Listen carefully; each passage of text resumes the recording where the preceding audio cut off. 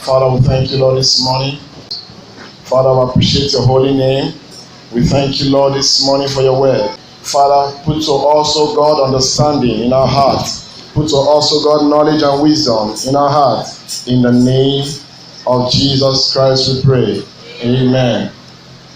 This morning, our topic is going to be God hates idol worship. Let's say it. God hates idol worship. Psalm chapter 31, verse 6. Psalm chapter 31, verse 6. Let's quickly go to the book of Psalms, chapter 31, verse 6. I hate those who pay regards to worthless idols, but I trust in the Lord. How did your version put it, the King James?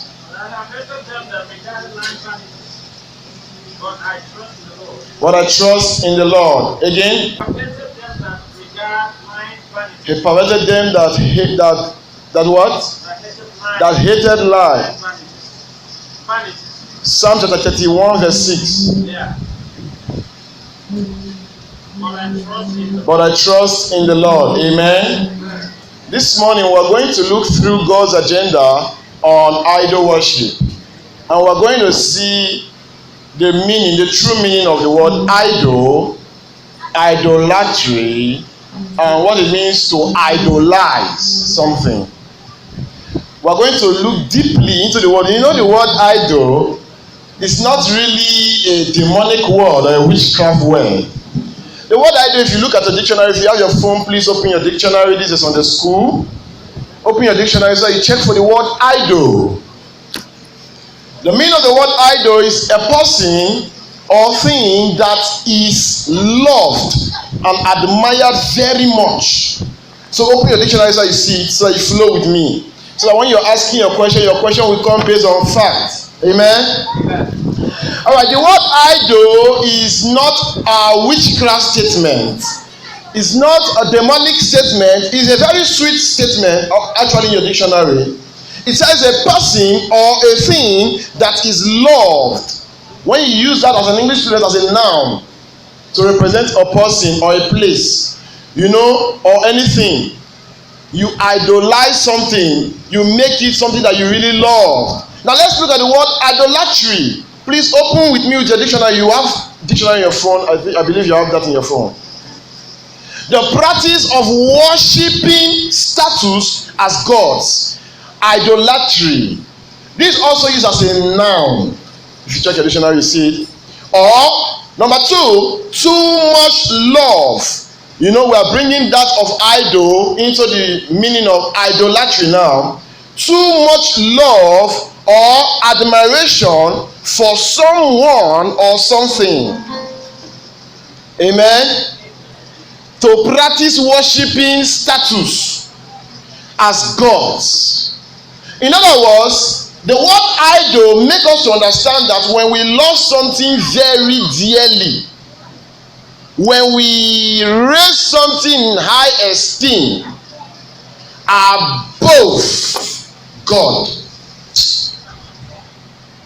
then we have actually practiced idolatry.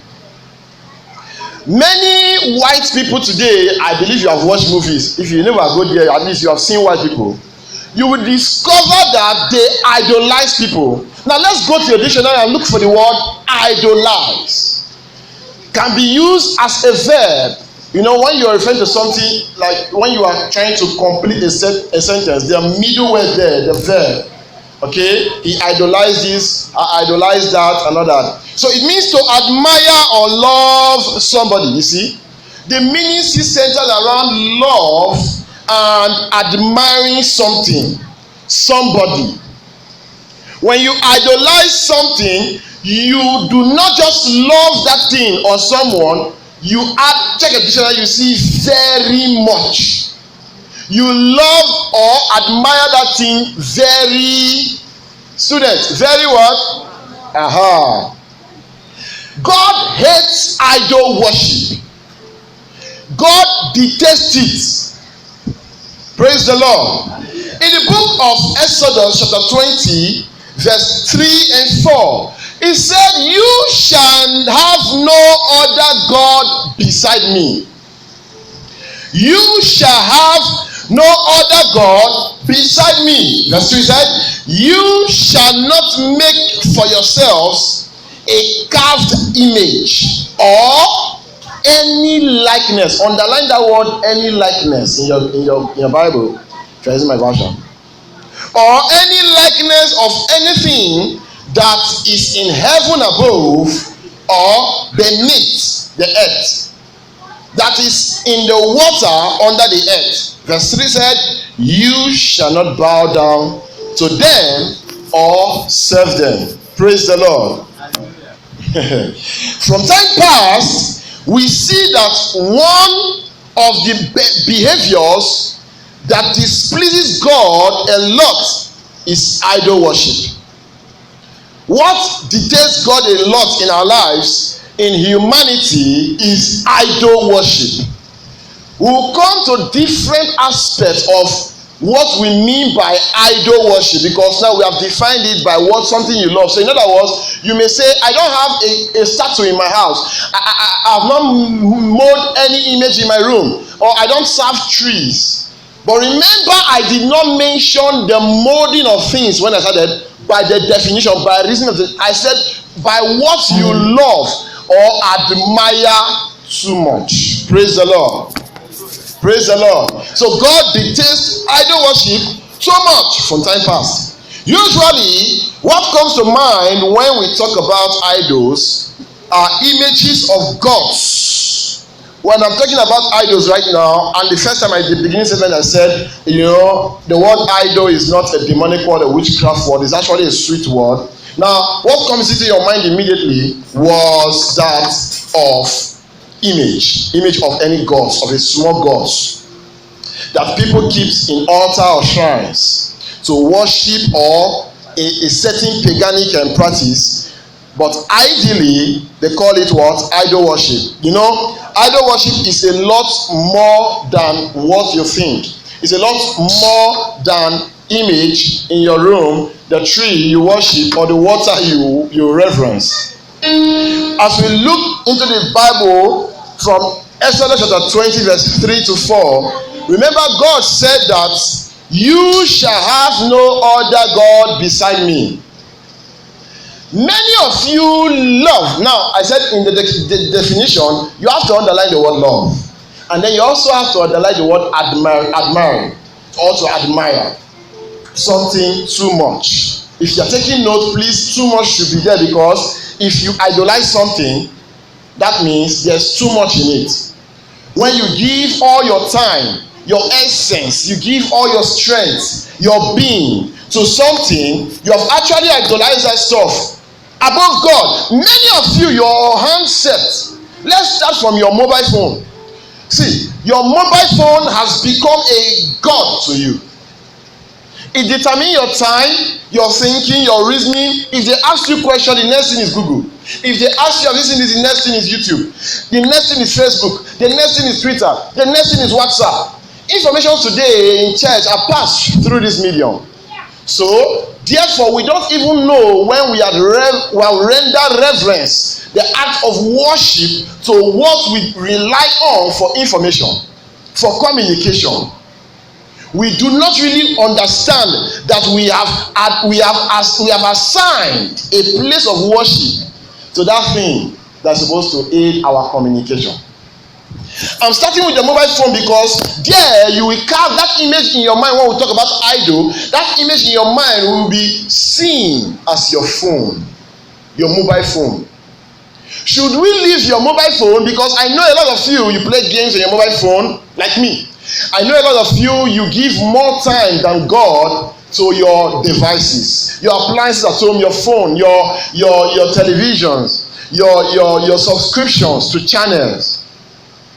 But it is far more than that. We can also use money as an idol. Some of you, your craziness, your lust, not just long, your lust for money has grown too much. Remember the word too much. When you love something too much, you have made that thing an idol. And let me announce to you that something that you have loved too much and has become your idol, that is your God. Because you will rely on your God in time of need. You will rely on your phone when difficult questions are being asked to students in class. You see most examiners say, please drop your phone. Please don't go into the examination hall with your phone. You see when they even want to enter plane, they say, please switch off your phone. Put your phone on flight mode. You see the instructions given because they can't have two God inside one place. Money is just the root of all evil at that particular time because you have given your love to it. Money will not turn to evil if you have not loved it too much. Because money answereth all things. Because money is good. But you have made money instead of good. You remove the middle zero there, God. You remove one and make it a God. You now love your job, your workplace more than reverence. I didn't say more than church because it's not only inside a building you worship God. You now love your work, your businesses, what gives you resources, income, than reverence of God. Many times you forget to go to one quiet corner and say, Father, I thank you. Father, I give you praise. Most times it's gisting and jesting. Most times you give your attention to things that do not really matter. Because you have idolized your activities, your daily activities. According to the Christian Broadcasting Network worldwide, it said an idol is any person, object, or activity you give a higher priority in your life than your relationship with God, or anything you see to give you what only God can give. When you give your attention to person, to object, to activities, when you rely solely on something other than God that can give you that thing, then you have made yourself a graven image. You have made yourself an idol. Praise the Lord. Hallelujah. Why are ministers careful these days of mantle? Ministers are careful these days of mantle so that your attention for reverence, for fear, for worship will not go to something else. For example, if I say as a prophet, I say, okay, I've prayed for this thing, okay, everybody come and kiss it. You will see billions of people kissing this thing. Why? Because they believe that this thing will do it. Okay, what about the hand that prayed for it? Come and touch the hand. Now, what about the mouth that will say it, that said it into the thing? Now we find out that Christians easily worship idols.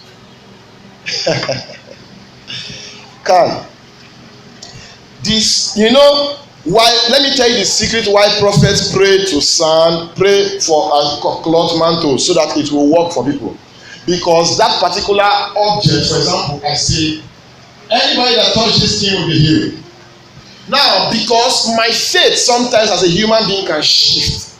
I have ability to think. I have ability to change my decision. But this particular thing does not have a mind of its own. I have prayed for it. I have deposited anointing for the time being. They said the water has not been stirred, so nobody is there to put me in when the angels stir the water, the man said. I don't have anybody to put me inside. The water will not betray you. The mantle will not betray you. That is the reason why prophets do prophetic mantle. So understand it from that area. But immediately it turns to an idol for you. Hello, run for your life.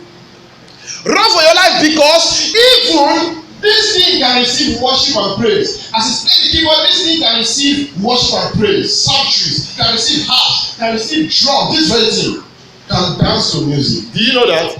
In the book of Daniel chapter 3, open it. Daniel chapter 3 verse 13 to 18. Nebuchadnezzar made a golden image. Big one. Not like the Israelite, the one Aaron made a calf, a smaller calf, a baby deer. This one, he made a big golden image. And he ordered everybody in the land to worship the image. Now, let's say this is the image. And then, take notes. We are going to see through the scripture right now what happened, what really transpired there in the book of Daniel chapter 3. verse 13. Are you there? Now, from verse 13. But there are some Jews whom you have set over the affairs of the province of Babylon, because actually Nebuchadnezzar set Shadrach, Meshach, Abednego to oversee their province. The province of only the Hebrews, because they are the ones that will understand their people. So oversee your people in my land. So he changed their name from Ananiah, from Azariah, from Messiah. He changed their name. And he only referred to them on that name. And then he said, who pay no attention to you, your majesty.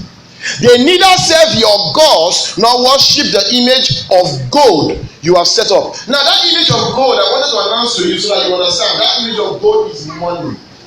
Now, gold was highly reverenced in those days. Now, this king made it into an image. These are the things: money, idol, worship. Now, let's go to verse 14. I'll shock you. Now, watch. Praise the Lord. Verse 13 again. Verse 13. I read verse 12. Verse 13, furious with rage, Nebuchadnezzar summoned Shadrach, Meshach, and Abednego. So these men were brought before the king. Verse 14, and Nebuchadnezzar said to them, is it true, Shadrach, Meshach, Abednego, is it true that you do not serve my gods or worship the image of God I have set up? He's asking them, is it true? Let me hear from you, because I assigned you as governor over your province, as a local government chairman. Meaning I love you. Is it true? Now, true, saying you know the worship, what they are telling me you worship. I won't told you to tell the people. Okay, now verse what? Verse 15. He said, now, when you hear the sound, he now told them to stand. I want to tell you how this image can receive worship. Nebuchadnezzar practicalized it in his time. Now, when you hear the sound of horn, when you hear the sound of flute, when you hear the sound of zither, when you hear the sound of flute, when you hear the sound of zither, lyre, harp, pipe, and all kind of what? Are you there in your scripture? And all kind of what? Music. If you are ready to fall down and worship the image I made.